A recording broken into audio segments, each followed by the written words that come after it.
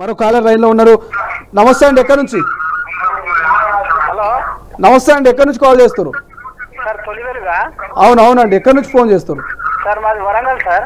Okay, ఏది సమస్య ఏంది సార్? ఇది రైతు రుణమాఫీ వచ్చేసి రేషన్ కార్డు వచ్చేసి ఇద్దరు అమ్మ నాన్న ఎత్తుకున్నారు సార్. ఎత్తుకుంటే అది మేము 2016లో వచ్చేసి లోన్ తీసుకున్నాము. ఓకే, 2016లో లోన్ తీసుకుంటే మళ్ళా 2018 జనవరిలో రెన్యువల్ చేశాము. మళ్ళీ 2021లో రెన్యువల్ చేశాం సార్. ఓకే, అది రుణమాఫీ లిస్ట్ లో వస్తుందా సార్? 2016 ఎంత తీసుకున్నారు మీరు లోను? అప్పుడు 65 వేలు తీసుకున్నారు సార్. మితితోని మళ్ళీ మేము రెన్యువల్ చేసినాము. మితితో రెన్యువల్ చేస్తే మళ్ళా 80 వేల వరకు వచ్చింది. ఇద్దరు 80 వచ్చింది. మళ్ళా 21లో మేము మళ్ళా మితి కట్టి రెన్యువల్ చేసినాము.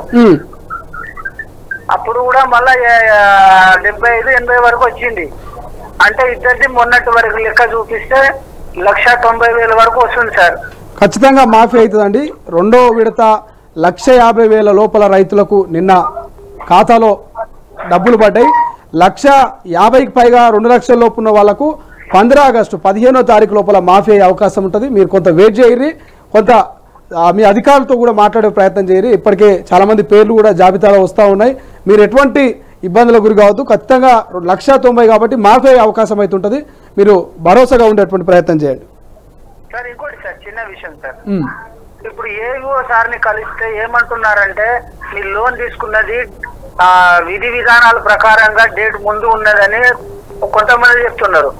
బ్యాంక్ అధికారులు ఏం చెప్తున్నారంటే మీ లోన్ కొత్త లోన్ కిందిగా వస్తుంది, 2021 లోన్లు కిందిగా వస్తుంది, కొత్త లోన్ కింద రెన్యువల్ చేస్తే కొత్త లోన్ కిందికి వస్తుందని కొంతమంది చెప్తున్నారు.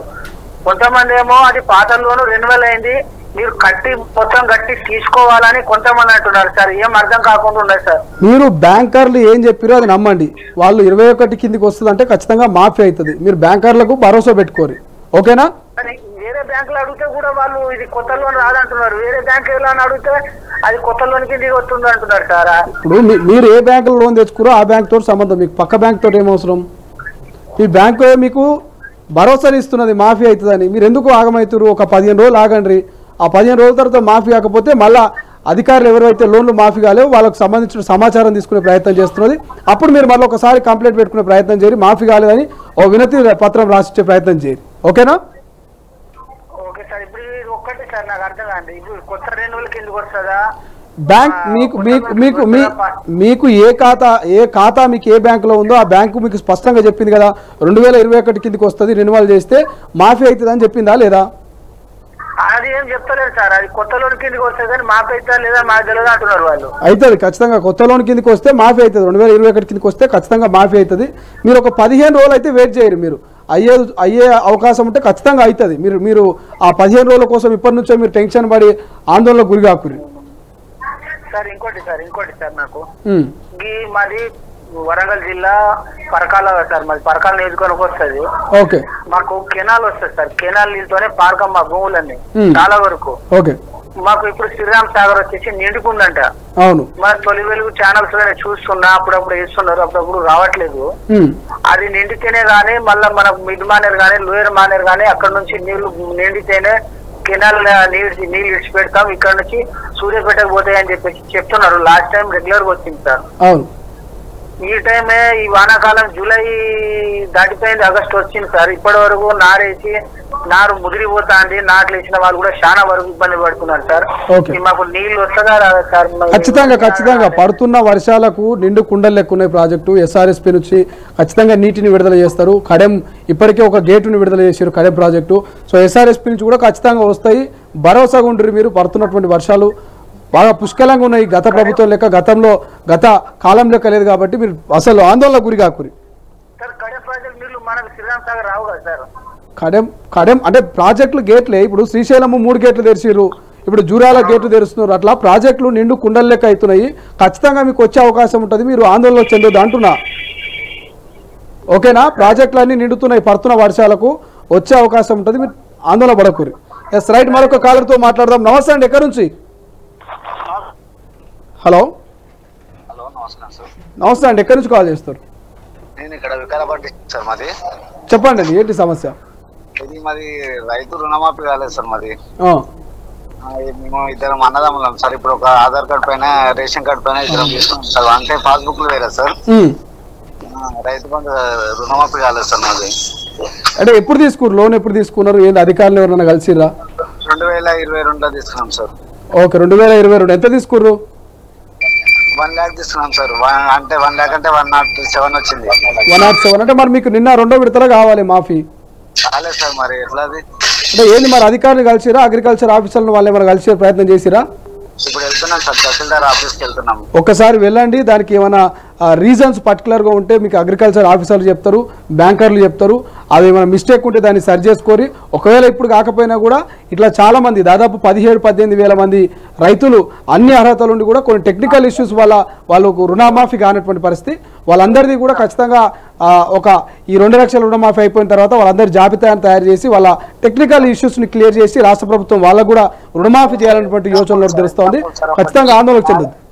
నాకు కాకపోయినా మా తమ్ముడు ఇద్దరు, మా బ్రదర్ దాని కావాలి కదా సార్. ఇద్దరు ఎవరిదైనా ఒకటి కావాలి కదా. అదే ఇద్దరిది ఒకటే రేషన్ కార్డా? ఇద్దరు ఒకటే రేషన్ కార్డు సార్. ఇప్పుడు ఇద్దరు లోన్ కలిపి ఎంత ఉంటుంది? అంటే 2 ఎకరాల ఆడుకుంటారు సార్. ఆ లోన్ ఎంత ఉంటుంది? ఎంత తీసుకురు? అమౌంట్ ఎంత తీసుకురు ఇద్దరు కలిపి? ఆయన 107 వచ్చింది సార్. ఇద్దరు కలిపి 107? ఒకరికొకటి 107? ఒక్కొక్కరికి 107. అంటే దాదాపు 2 లక్షలు దాటిపోతుంది. ఒక రేషన్ కార్డు మీద చేయాలన్నా కూడా 2 లక్షలు దాటిపోతున్నది. ఇది దానికి సంబంధం లేదు కదా సార్. ఇప్పుడు మన ఇది పాస్బుక్లు కదా. పాస్బుక్ లేదండి. ఇప్పుడు ఒకటే రేషన్ కార్డు ఉంటే కూడా 2 లక్షల లోపల ఒక రేషన్ కార్డు మీద ముగ్గురు తీసుకుంటే 2 లక్షల లోపల ఉంటే మాఫీ అవుతున్నాయి అన్ని కలిపి. సో అట్లా మీది 2 లక్షలు. ఇప్పుడు ఇద్దరు ఒకటే రేషన్ కార్డు ఉన్నారు కాబట్టి మీ ఇద్దరిది కలిపి మాఫీ చేయాలన్నా కూడా 2 లక్షల కంటే ఎక్కువ అవుతుంది మీది. సో ఆ ఎక్కువ అమౌంట్ మీరు కట్టుకుంటే గవర్నమెంట్కు మిగతా 2 లక్షలు మాఫీ చేస్తుంది.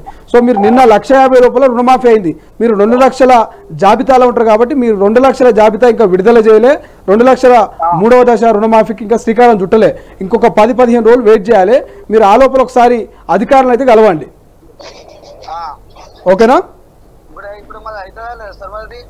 అయ్యే అవకాశం ఉంటుంది కానీ ఇంకొక 15 రోజులు వెయిట్ చేయాలి. ఇంకా 3వ విడత 2 లక్షల రుణమాఫీ అనేది ఇంకా ప్రక్రియ మొదలు కాలే కదా. Yes, thank you so much అండి. సో ఇది వరుస కాల్స్ వస్తున్నాయి, చాలా మంది కాల్ చేస్తున్నారు. కాలర్స్లో ప్రతి ఒక్కరు చెప్పేటువంటి సమస్య, ప్రతి ఒక్కరి బాధ కూడా కేవలం రేషన్ కార్డు అనేది అది ఆ యొక్క రుణమాఫీకి ముడిపెట్టడం వల్ల అనేక ఇబ్బందులకు గురవుతున్నాం. గత 10 ఏళ్ల నుంచి రేషన్ కార్డుల ఇష్యూ లేదు కాబట్టి ఈ రేషన్ కార్డులు లేకపోవడం వల్ల ఒకే కుటుంబంలో 3 అన్నదమ్ములు ఉంటే 3 డివైడ్ అయ్యి వాళ్ళ యొక్క ల్యాండ్లు డివైడ్ చేసుకొని వాళ్ళు లోన్లు తీసుకోవడం జరిగింది. మేము ఒక్కరిది కూడా మాఫీ కానటువంటి పరిస్థితి మా కుటుంబంలో. కేవలం ఒక్కరిది మాత్రం అవుతుంది, మిగతా ఇద్దరిది మాఫీ కానటువంటి పరిస్థితి. మేము ఏం చేయాలి? మరి ప్రామాణికం కాదన్నది రేషన్ కార్డు రాష్ట్ర ప్రభుత్వం. మరి ఇప్పుడేమో అధికారులు ప్రామాణికం అంటున్నారు. అసలు మేము ఏం చేయాలన్నటువంటి ఆవేదనను రైతాంగం తెలియజేస్తుంది. మొదటి దశలో మనకు ఎక్కువగా రుణాలు మాఫీ కాలేనటువంటి కంప్లైంట్స్ వచ్చినాయి. కానీ 2వ విడత 1,50,000 లోపు ఉన్నటువంటి రైతాంగం నుంచి మాత్రం రేషన్ కార్డు వల్ల మేము ఇబ్బందులు గురవుతున్నటువంటి కంప్లైంట్స్ ఎక్కువ వస్తున్నాయి. మరి 3వ విడతలో ఏ సమస్యతో రైతాంగులు మరి ముందుకు వస్తారో చూసేటువంటి ప్రయత్నం చేద్దాం. ఏది ఏమైనా రుణమాఫీ కానటువంటి రైతాంగానికి మాత్రం రాష్ట్ర ప్రభుత్వం గుడ్ న్యూస్ చెప్పింది అనుకోవచ్చు. పట్టాదారు పాస్ పుస్తకం లేకుండా ఇంటి వద్దకి అధికారులు వచ్చి మీ యొక్క ఆ డీటెయిల్స్ తీసుకొని ఖచ్చితంగా రుణమాఫీకి అర్హులైనటువంటి వారిని ఖచ్చితంగా రుణమాఫీ వర్తింపజేస్తుందనేటువంటి గుడ్ న్యూస్ అయితే మంత్రి తుమ్మల నాగేశ్వరి చెప్పినటువంటి అసలైన తొలి వెలుగు. ఫాలో వాట్సాప్ @తొలి వెలుగు official.